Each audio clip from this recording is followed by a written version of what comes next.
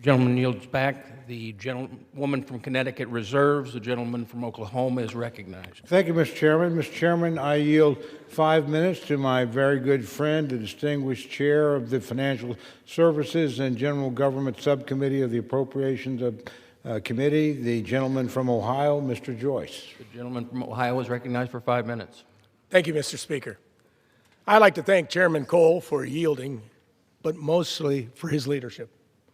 Together with Ranking Member, the lovely Ms. DeLauro, Senate Appropriations Chairwoman Collins, Vice Chair Murray, and Senate FSGG Chairman Hagerty, and Ranking Member Reed, I appreciate all their work on this bill. Separately, I'd like to thank my Ranking Member, Mr. Hoyer. I value his institutional knowledge and his insights on and off this committee. I was sad to see him leave at the end of this Congress. I rise today in strong support of the fiscal year 2026 Financial Services and General Government Appropriations Act.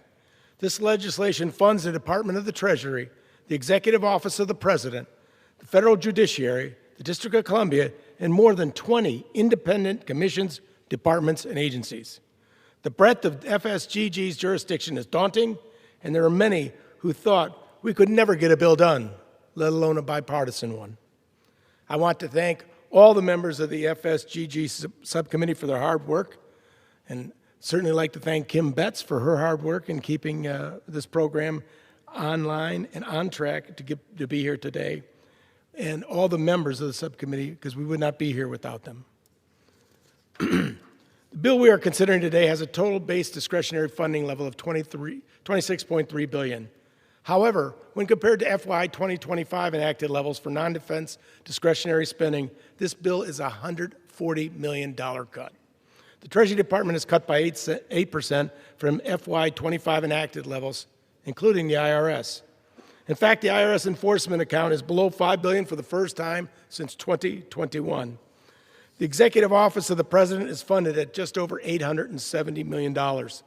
Funding for the federal judiciary increased by 6% to $9.7 billion, which will support court security and the federal defenders program. Approximately $877 million in federal payments are provided to the District of Columbia, including emergency security funding for D.C. to support events in the Capitol like America's 250 celebrations, Memorial Day, and Labor Day. Finally, $2.8 billion is provided by the SEC, the FTC, the FCC, the GSA, the SBA, and more than 20 independent agencies. This bill will enable the GSA to reduce the number of federal properties on the federal government's deferred maintenance list.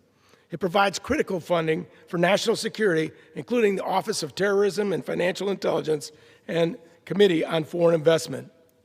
The bill funds bipartisan programs like CDFIs, which support communities, and the high-intensity drug trafficking area programs, which are critical to strengthening this administration's interdiction and fentanyl tracking efforts.